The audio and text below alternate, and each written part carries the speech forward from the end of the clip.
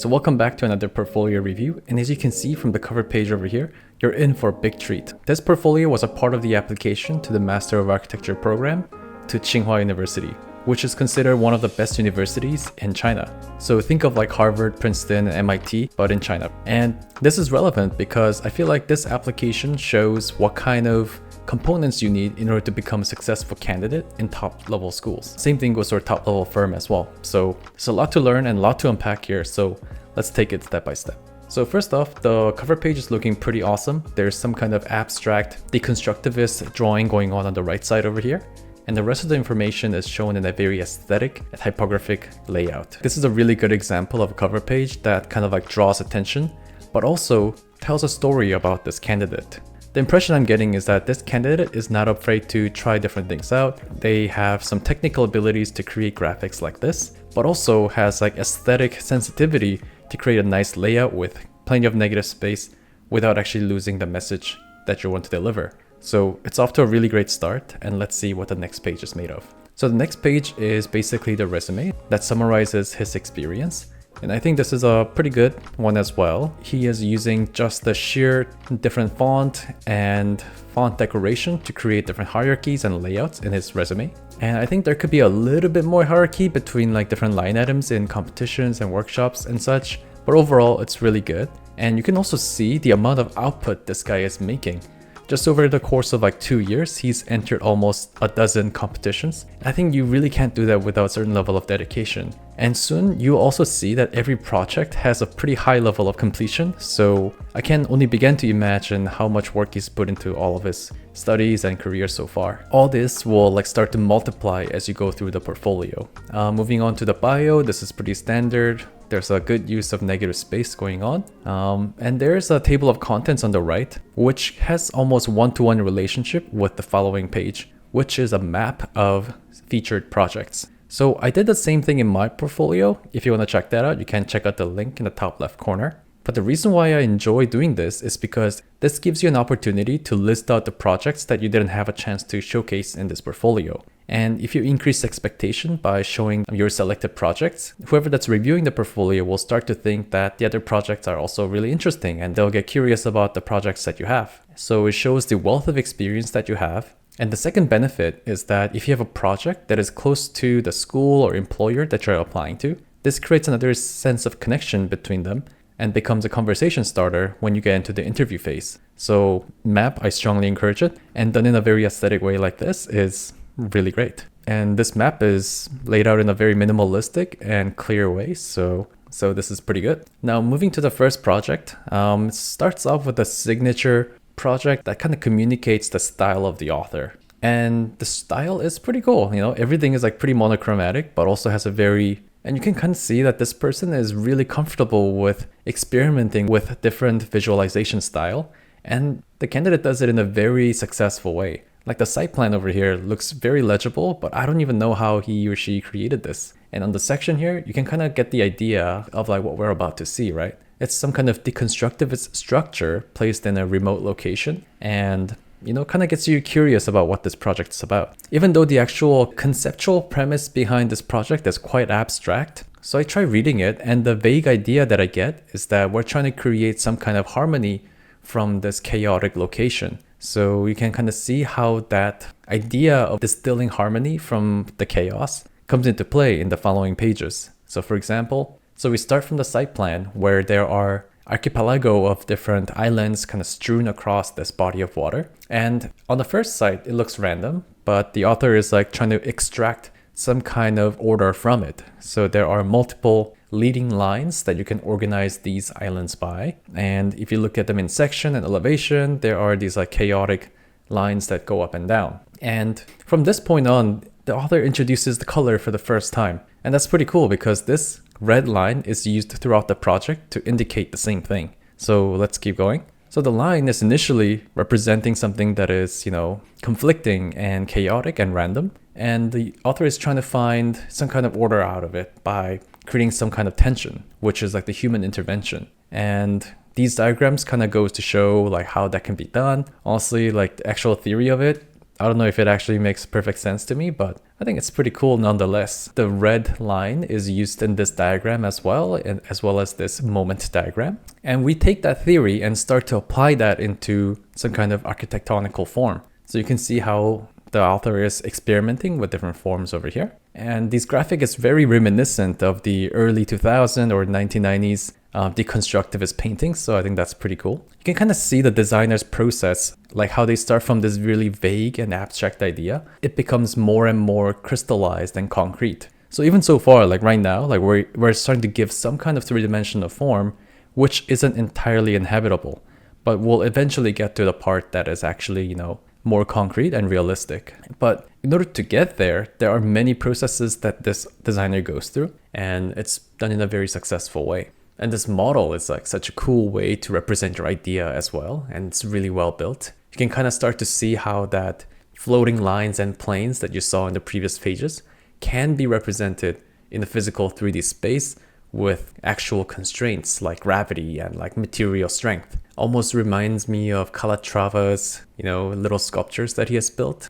There's a continued use of red line to represent some sort of tension in this structure. And the following pages are basically how you can like really dissect the same project in like many different mediums. So this one was like an example of how you can use physical models to extrapolate this project. And this is using 3D models to explore the same thing. And then comes a drawing in a two-dimensional plane as well. You can see how the designer here is like really squeezing the last bit of potential out of this idea. And then comes the actual architectural manifestation. You can start to see some resemblance of like pathways and railings that are actually habitable in some kind of way. And they're intersecting directly with infrastructural aspects of this project. And I like how they didn't even talk about what the program requirement was until this point. Like this is where they start to talk about power generation through wind and doing some plastic recycling. But I'm like, wow, this is an interesting breath of fresh air. And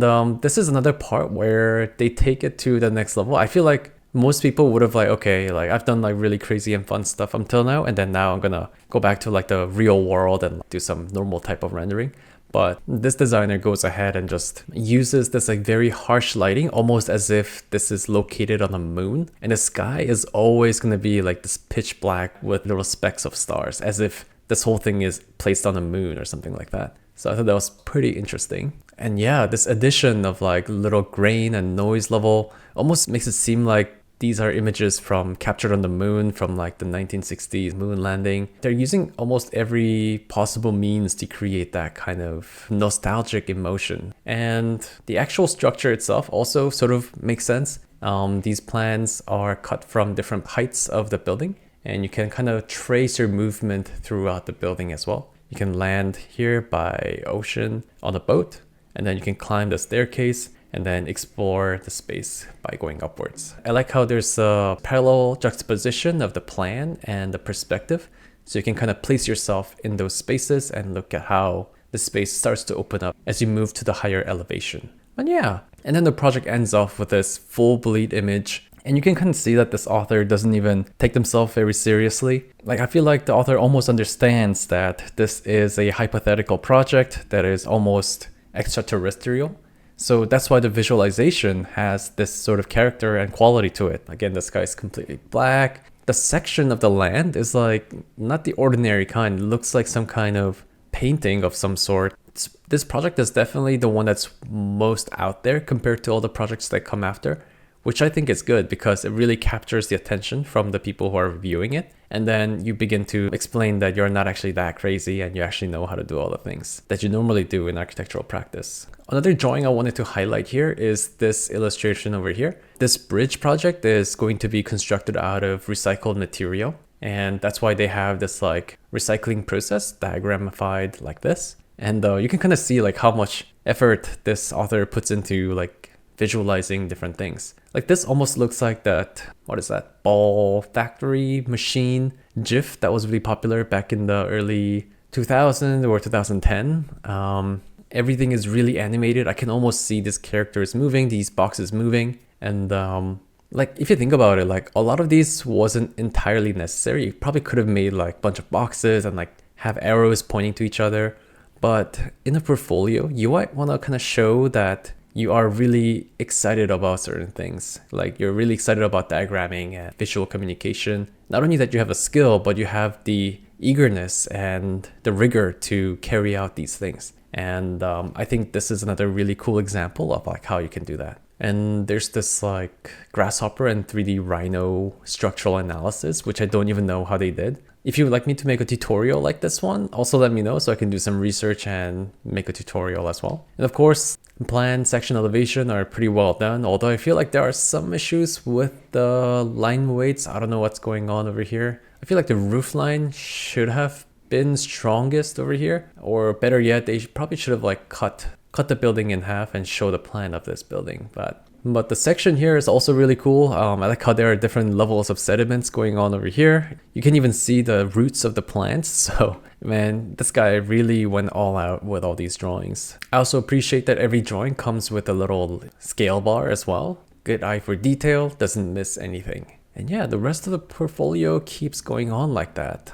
I feel like the project is becoming more and more practical and more relevant to something you would do at an office. So I think that's really good as well. Not only are you an interesting and like unique designer, but you also have the hard skills to actually execute on the everyday project. So that's good. Yep. And the plans are looking pretty good as well. Every room has some kind of furniture already, and bathroom has tiles, and there are a bunch of plants and animals and people. This is looking really great. So man, awesome work, man. There's some kind of very basic detailed section as well. And the rendering itself is looking pretty cool as well. Seems like all the walls and ceilings are made of plywood. And yeah, it goes on to showing some competition projects, which are very solid as well. I'm sure this project also had a very good reasoning behind the structure. Every project starts off with the title block over here and some kind of description, the site plan on top, and the full height rendering on the right. It's very consistent pattern to show that you're starting a new project. And I love how the project always starts off with some kind of concept and a drawing that is most closely related to the concept. And yeah, everything is just illustrated in a beautiful way. Almost like a well-done steak. It's really hard to go wrong with any kind of illustration that is done in this way. And man, just look at this rendering. I feel like I'm almost at peace just looking at this. I can almost hear the ocean and, feel the breeze on my skin. Just really nice. This rendering almost makes me want to go into the space and feel the warmth of the bonfire that's happening in there. So I feel like it really gets the job done. And yeah, there's a few competition projects that come afterwards. Although I feel like a couple projects just now were also competition. Not entirely sure about the project organization, but competitions are really great opportunities to like try different things out that are unacceptable in a school project. And I think it's really cool that they're integrating all kinds of drawing styles into one drawing over here. If you look closely, you can see that they are overlaying some kind of axonometric building forms on top of a plan. And on top of that, on the ocean side, there are something that you would normally see in an elevation or section. There's something really playful going on over here, which I really appreciate. And the experimentation continues onto this project as well. Combination of some kind of classical imagery combined with a collage style image combination. And yeah, beautiful. Another atmospheric and moody rendering coming in. So disregarding anything that is specific, I feel like this portfolio communicates that this candidate will be able to deliver something very aesthetic at the end of the day, no matter what project brief you throw at them. So I feel like this is a really cool case of portfolio fulfilling its full potential. And I strongly encourage you guys to take a look and see what you can learn from it. If you enjoyed this portfolio review, make sure to hit a like, and if you subscribe, you'll see more content like this on your feed. And if you would like to get your portfolio reviewed, check out the link in the description to get yours reviewed. Thanks for tuning in, and I'll see you guys next time.